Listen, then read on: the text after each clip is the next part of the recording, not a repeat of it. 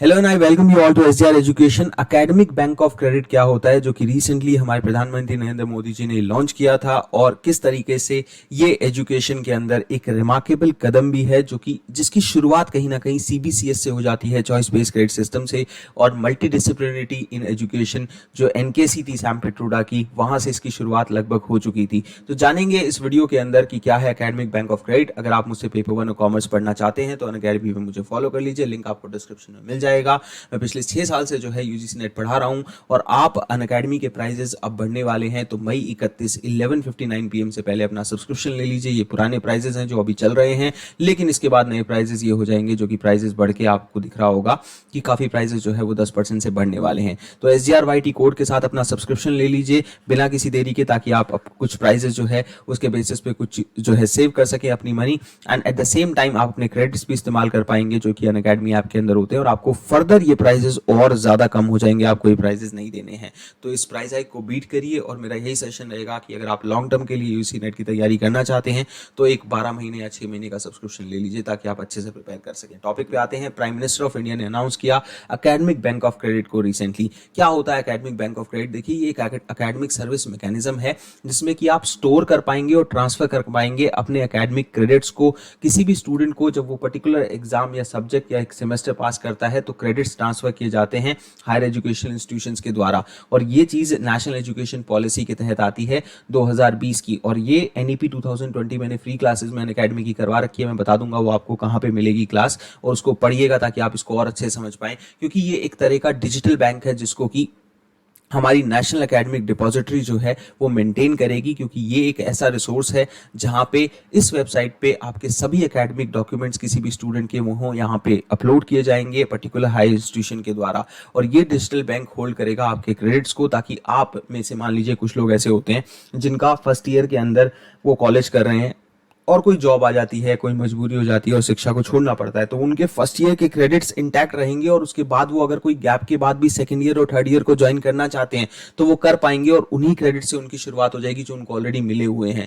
तो ये एक बहुत अच्छा कदम है कि अगर कोई स्टडी में गैप आ जाता है तो वो वापस वहीं से शुरुआत कर सकता है। साथ ही साथ आप डिफरेंट कॉम्बिनेशन ऑफ सब्जेक्ट बना सकते हो, उसके बेसिस पे अपना क्रेडिट स्कोर बढ़ा सकते हो, ये भी एक बहुत अच्छी चीज है। और ये सभी जो आपके क्रेडिट्स हैं वो कौन ट्रांसफर करेगा? हायर एजुकेशन इंस्टीट्यूशंस आपकी नेशनल एकेडमिक डिपॉजिटरी के तहत जो मेंटेन की जा रही है स्टूडेंट के डॉक्यूमेंट्स को मेंटेन करने के लिए वेबसाइट, उस पे डाले जाएंगे।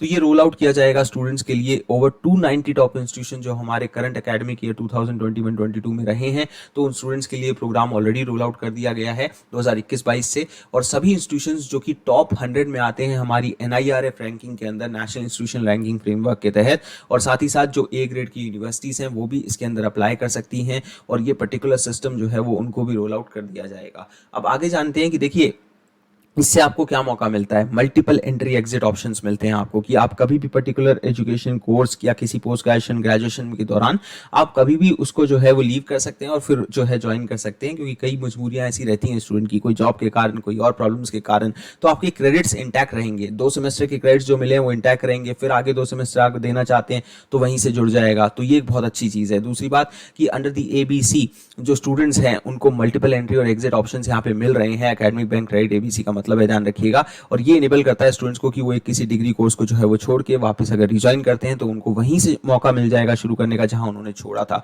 इनेबल करता है स्टूडेंट्स को कि वो बेस्ट कोर्सेज और कॉम्बिनेशन भी सेलेक्ट कर सकते हैं अपनी जरूरत के मुताबिक, जिससे कि मल्टी डिसिप्लिनरिटी इन एजुकेशन जो है वो भी प्रमोट होती है। फ्लेक्सिबिलिटी आएगी इससे करिकुलम के अंदर, कि भाई आप नेशनल लेवल फैसिलिटी के तौर पर इसको आगे बढ़ा रहे हैं तो इंटरडिसिप्लिनरी और मल्टी डिसिप्लिनरी शिक्षा को करने में मदद आएगी, ताकि अगर कोई पर्टिकुलर इंसान आर्ट्स के साथ मान लीजिए कॉमर्स का सब्जेक्ट पढ़ना चाहता है तो वो पढ़ पाएगा, डिफरेंट क्रेडिट्स उसके लिए अलॉट होंगे। और ये चीज हमने देखा है चॉइस बेस्ड क्रेडिट सिस्टम के अंदर भी, मल्टी डिसिप्लिनरी को जो है वो आगे बढ़ाने के लिए किस तरीके से कोर कोर्सेज, इलेक्टिव कोर्सेज, उनका ऑप्शन ऑलरेडी दिया जाने लगा है पिछले कुछ समय से।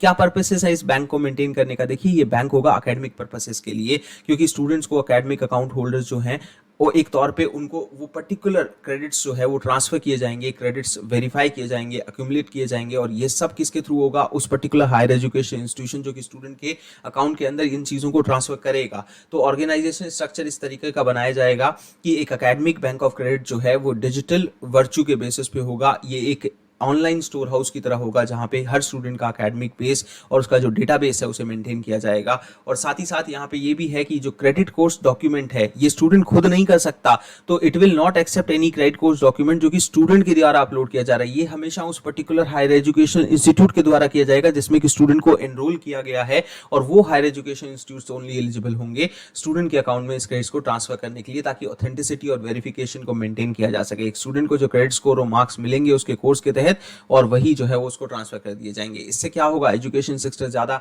जो है, ये सेक्टर ज्यादा वाइब्रेंट, फ्लेक्सिबल और एक्सेसिबल बनेगा। ये अपॉर्चुनिटी देगा बच्चों को कि वो अपनी डिग्रीज को टेलर कर सकते हैं। उनको एक जो रूढ़िवादी सिस्टम बना हुआ आ रहा है उसको फॉलो करने की जरूरत नहीं पड़ेगी, रिजिड सिस्टम को फॉलो नहीं करने की जरूरत पड़ेगी, और वो स्पेसिफिक मॉडिफिकेशंस और स्पेशलाइजेशन कर सकते हैं, रादर देन की एक रिजिड रेगुलरली प्रिस्क्राइब जो हमेशा से चलते आ रहे सिंगल यूनिवर्सिटी ऑटोनोमस कॉलेजेस के कोर्सेज हैं उसको नहीं करने पड़ेंगे। ये स्टूडेंट को परमिट करेगा कि वो अपने जो स्टडीज है उसको खुद पेश कर सके। उसको 4 साल की जरूरत है तो वो 4 साल ले, और यही बात जो है बहुत जरूरी भी है कहीं ना कहीं। और जो कभी कॉस्ट आती है एजुकेशन की, भाई 3 साल में कोई बंदा नहीं कर सकता, इतना पैसा उसके पास अगर तीसरे ईयर में नहीं है तो वहां से उसको छोड़ के वापस चौथे साल में उसको रिज्वाइन कर सकता है। यही एकेडमिक बैंक ऑफ क्रेडिट की खासियत है।